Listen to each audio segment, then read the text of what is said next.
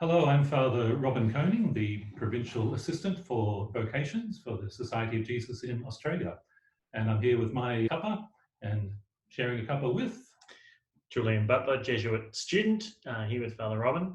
And we're joined today by Father Quyen Vu. Father Quyen is a Jesuit living and working in Cambodia. Welcome, Father. Thank you, Father Robin Koning, and also Julian. Nice to be with you today. And thanks for joining us. Maybe I start with just telling us a bit about what you're doing over there in Cambodia. You're a member of the Australian Jesuit province, but you've been missioned over there. Would you like to talk a bit about your work there? I've been involved in primary and secondary education in Cambodia. This is my 6 years. And I joined the team here because the Cambodian region wanted to start a first Jesuit school. So I was invited after spending 6.5 years in Timor-Leste is known now. And then I came here in 2015. So now I'm director of Xavier Jesuit School in Sisapon. So it's been a wonderful project. It's still growing. We haven't reached our maximum numbers or classes yet, but we are about 3/4 our way through there. Okay, as I understand it, each year you introduce another year or another couple of years of schooling. Do you want to say a little bit about the school?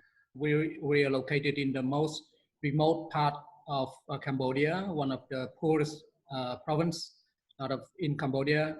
It's up in the northwest of Cambodia, next to the Thai border. We started our school with kindergarten, and each year we move up to grade 1, grade 2.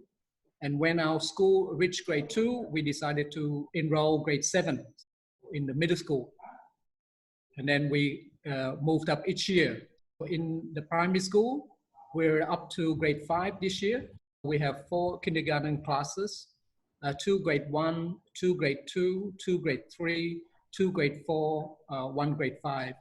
And in the middle school, we have 2 grade 7, 2 grade 8, 2 grade 9, and 1 grade 10. We have 2 more years to go before we reach grade 12. By the time the school is complete, we have kindergarten classes all the way to grade 12. Okay, and how many students will you have when it's completed? It's around 1,200 or so students, so it's quite a big school. Cambodia, on the whole, is a fairly poor country. What do you see education as contributing within that situation? Sisapon is one of the poorest province in Cambodia. The Jesuit discerned about the location seriously. It took them about 2-3 years. And then part of it was they have always worked with refugees and displaced people. And they thought this was the ideal clientele or people to serve. And so they decided to come to Sisapon. And so we've been here. And Cambodia is, as you mentioned, Father Robin, it's considered to be a poor country, but Sisapon is much poorer because they are living on rural, dependent on rice, on agriculture. But at the same time, the land here is not as fertile as Battambang or Siem Reap. So therefore, people struggle. And so a lot of them have moved to the city and also moved to Thailand to find work. So we are serving a majority of poor Cambodian young families here. Father Quyen, before being in Cambodia, you were in Timor working in education as well. Education and being out on mission were very early marks of the Society of Jesus of the Jesuits. Was education something that you were always attracted to? Julian, initially when I joined the Jesuit, I was not considered myself to be an educator, or I was gonna follow into that. But actually through my experiment as a novice and also my regency, that's when I fell in love with education. I found my passion. As a missionary, education or the health are the 2 major areas that we, Jesuit or anyone wishing to become a missionary, can contribute the most, because most poor country, they relied on medical assistance. So like being a nurse or a doctor would be very beneficial. And the other area is education, because without education, it's very hard for them to get out of the circle of poverty, and also to improve their livelihood, and also improve their family and also community. For Cambodian or even Timor-Leste, community life is very important. And so for some community, they would consider this is the means to achieve, to improve the community and their family members. Yeah.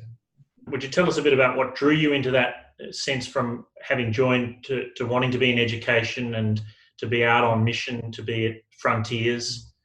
When I first wanted to join the society, I put on my application at that time, I wanted to be a missionary and also to serve those who are on the edge of society, especially those less privileged. And so somehow throughout my formation, that shaped, and then I was able to lead that path. You know, during my novitiate days, I was sent to Loyal Mount Druitt. I had a wonderful time there in my education ministry. And then throughout my regency, I had 2 wonderful years also at St. Aloysius in Milson's Point. And then I was invited to come to East Timor, Timor-Leste at the time, after their war and their independence fight against the Indonesian. That somehow had that fire in my heart. And so education became the desire, the passion that I had. And I could see it in the kids, the students. Why I saw it? Because before I came to Australia, I was a refugee. I was one of those boat people. And so I knew how life is difficult, and to be a boat person and who has gone through life and death, you know, virtually we were in the middle of the ocean nowhere, and we were facing with life and death, question. And that was virtually fire that passion in me, and I wanted to give back in return. And that's why I chose the Jesuit, and the Jesuit gave me that means to be a server of God's mission. Father Quyen, from that experience of coming to Australia, yes. I heard a story from the vocations director when you were considering joining, that at a come and see day at one of our houses, at the end of that day, you said to him, "I feel at home here." What was it about the society that made you feel at home, and what about the Jesuits and your Jesuit life makes you feel at home now? It was true. I still can remember what I said to the vocation director at the time. Before that, I was searching for religious congregations. So I visited the Dominicans, the MSC, Columbians, and Franciscan in Sydney, even the diocese. And then I spent time with them, and then I didn't feel I fit in. But when I came to the Cummency at Canisius College back in 1993, long time now, I felt at home, because the discernment, the Ignatian spirituality, and allowing the individual to pursue missionary work and to work with poor people and displaced people. That was the thing that touched my desire. And so I felt really at home. I felt the Jesuit spirituality and the missionary zeal touched my passion. And so that's why I wanted to become a Jesuit. And then after a few months after the Come and See weekend, I submitted my application and joined the Jesuits in 1994 and was ordained in 2004. I believe your Christian name is Dominic, so it might have been that you were fated to go to the Dominicans, but clearly you discerned your way to the Society of Jesus instead. I'm wondering, in terms of that sense of being at home in the society, is that something that has remained with you? I think Father General, even Father General Atuso Sosa mentioned that we joined the society, not a province. So we are a member of a big Society of Jesus, and we are part of this international society. Therefore, whichever province we are in, we are still a Jesuit and a member of that. Therefore, I felt everywhere I've been to, even in Timor-Leste or in US in Boston for 2 years, and in the Philippines, and now in Cambodia, I feel like I'm part of the society, and we Jesuits have this unique charism and spirituality and examine and sense of apostolic vocation, serving our brothers and sisters wherever we are needed. Therefore, I felt I'm still part of that international society.